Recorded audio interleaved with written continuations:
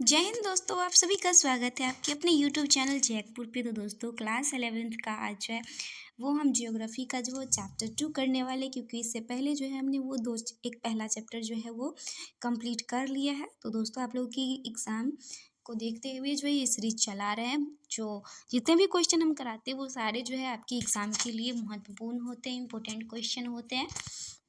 तो आज जो है हम इस चैप्टर से जो है आपका 30 क्वेश्चन करने वाले हैं। तो वीडियो को शुरू से अंत तक देखिएगा और आप ज़रूर बताइएगा कि आपके 30 में से कितने क्वेश्चन जो है वो सही होते हैं।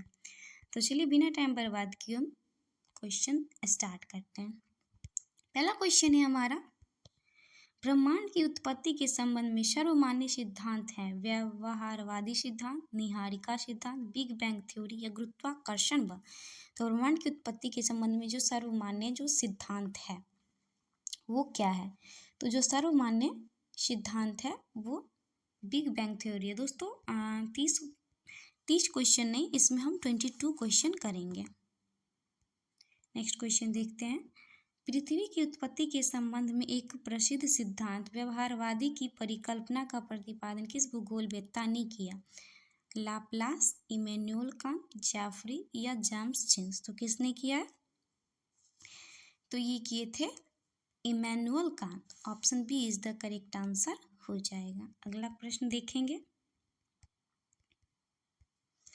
तीसरा नंबर क्वेश्चन हमारा कि निहारिका परिकल्पना का संबंध किससे था? लाप्लास से, ओटो श्मिट से, व इजाजकर से या कार्ल मार्क्स से। तो निहारिका परिकल्पना का सिद्धांत जो है वो लाप्लास से। तो option A is the correct answer हो जाएगा।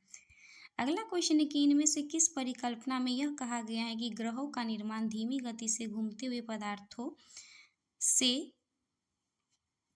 के बादल से हुआ है? निहारिका परिकल्पना, विस्तारित ब्रह्मांड परिकल्पना, एक तारक परिकल्पना या द्वैतारक परिकल्पना। तो इसका आंसर हो जाएगा ऑप्शन ए, निहारिका परिकल्पना, ऑप्शन ए।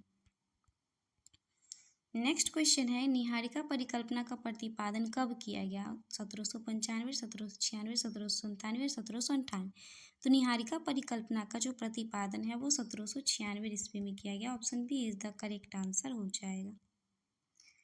अगला क्वेश्चन है कि ब्रह्मांड में एक भ्रमणशील तारा सूर्य के नजदीक से गुजरा, जिसके परिणाम स्वरूप तारा के गुरुत्वाकर्षण से सूर्य के सतह से शिकार के आकार का कुछ पदार्थ निकलकर अलग हो गया। यह तारा जब सूर्य से दूर चला गया तो सूर्य सतह से बाहर निकला हुआ यह पदार्थ सूर्य के चारों तरफ घूमने लगा और यहीं धीरे धीरे संघनित होकर ग्रहों के रूप में परिवर्तित हो गया। यह कथन किसने प्रस्तुत किया था? 6 नंबर क्वेश्चन पूछा था। यह प्रस्तुत किया था चैम्बरलिन एवं मोल्टन ने। Option A is the correct answer हो जाएगा। कितना बड़ा क्वेश्चन।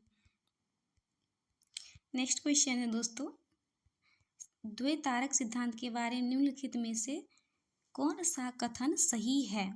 ब्रह्मांड में सूर्य के साथ एक और तारा का होना, ब्रह्मांड में 2 सूर्य का होना, ब्रह्मांड में 2 तारे का होना या ब्रह्मांड में सूर्य और चंद्रमा का होना। तो द्वैतारक सिद्धांत के अनुसार जो है सही है ब्रह्मांड में सूर्य के साथ एक और तारा का होना। Option A is the correct answer हो जाएगा। नेक्स्ट क्वेश्चन है कि 1920 ईस्वी में यह किसने कहा कि ब्रह्मांड का विस्तार हो रहा है? तो ये कहा था एडविन हब्बल ने। Option A is the correct answer हो जाएगा। अगला क्वेश्चन है, बिग बैंग की घटना आज से कितने वर्ष पूर्व हुई थी? तो बिग बैंग की जो घटना है वो आज से लगभग 13.7 अरब वर्ष पूर्व हुआ। तो option B is the correct answer हो जाएगा। अगला क्वेश्चन है, पहले परमाणु का निर्माण कब हुआ था? तो पहले परमाणु का जो निर्माण हुआ था वो बिग बैंग होने के आरंभिक 3 के अंतर्गत हुआ था। Option B. अगला क्वेश्चन है हमारा, बिग बैंग से 3 लाख वर्षों के दौरान ब्रह्मांड में कौन सी घटना घटी? तो बिग बैंग से 3 लाख वर्षों के दौरान ब्रह्मांड में कौन सी घटना घटी?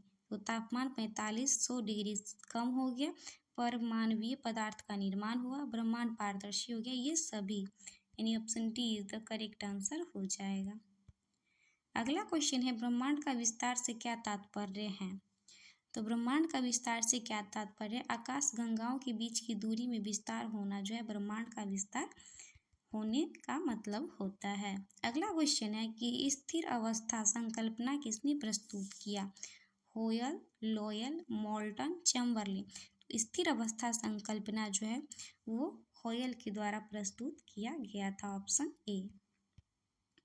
अगला क्वेश्चन, प्रकाश वर्ष क्या है? तो प्रकाश वर्ष जो है ब्रह्मांड में दूरी मापने की जो है वो इकाई है। अगला क्वेश्चन है, तारों का निर्माण लगभग कितने वर्ष पूर्व हुआ? तो तारों का जो निर्माण है लगभग आज से जो है वो 5 से 6 अरब वर्ष पूर्व हुआ, तो option A is the correct answer हो जाएगा। अगला क्वेश्चन है हमारा कि प्रकाश की गति कितनी होती है? तो जो प्रकाश की गति होती है वो 3 लाख किलोमीटर प्रति सेकेंड होता है। कितनी होती है? आप तो पढ़े भी होंगे ना, 3 × 10⁸ मीटर पर सेकेंड, 9th क्लास में फिजिक्स में प्रकाश की गति। अगला क्वेश्चन है, पृथ्वी व सूर्य की औसत दूरी होती है? तो पृथ्वी और सूर्य के बीच की जो औसत दूरी होती है वो कितनी होती है? तो 14,95,98,000 होता है। ओके, अगला क्वेश्चन देखते हैं। पृथ्वी और सूर्य की औसत दूरी प्रकाश वर्ष के संदर्भ में प्रकाश वर्ष कितना है? तो पृथ्वी और सूर्य की औसत दूरी प्रकाश वर्ष के संदर्भ में प्रकाश वर्ष का कितना है? तो वो केवल 8,311 है, ऑप्शन ए। अगला क्वेश्चन है हमारा कि सौरमंडल का जनक किसे कहा जाता है? नीहारिका को, क्षुद्रग्रहों को, तारों के गैसीय पुंज को, ब्रह्मांड के पिघले पदार्थ को। तो सौरमंडल का जनक किसे कहा जाता है? तो ये कहा जाता है नीहारिका को, option A is the correct answer हो जाएगा। अगला क्वेश्चन है, सौरमंडल के 8 ग्रहों में से किन ग्रहों को आंतरिक ग्रह कहा जाता है? तो शुरू के जो 4 ग्रह होते हैं बुध, शुक्र, पृथ्वी, मंगल, इसे जो है आंतरिक ग्रह कहा जाता है। तो सूर्य से दूरी के अनुसार पहले 4 ग्रहों को, ऑप्शन ए। अगला क्वेश्चन है कि सौरमंडल में स्थित प्रथम 4 ग्रह बुध, शुक्र, पृथ्वी और मंगल किन पदार्थों से बना होता है?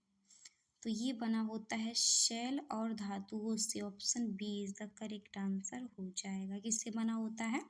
तो शैल और धातुओं से। और भी ऑप्शन देख लेते हैं, जिससे देखिए यहाँ क्या है, गैसीय पदार्थों से, शैल और धातुओं से, पैरोक्लास्टिक पदार्थ से, या गर्म व पिघले पदार्थों से।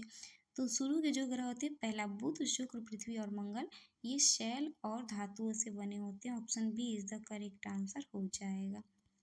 नेक्स्ट क्वेश्चन है, हम 22 क्वेश्चन ही करेंगे। नेक्स्ट क्वेश्चन और जो बच जाएगा वो हम नेक्स्ट वीडियो में करेंगे कि जोवियन ग्रह किसे कहते हैं? बृहस्पति के समान ग्रह को, शुक्र के समान ग्रह को, खगोलीय ठोस पिंडों को, या प्लूटोस कोई नहीं। तो जोवियन ग्रह जो है वो बृहस्पति के समान ग्रह को कहते हैं। दोस्तों आई होप आपको वीडियो पसंद आएगा, तो प्लीज़ वीडियो को लाइक करके चैनल को सब्सक्राइब जरूर कर लीजिएगा। Thanks for watching the video.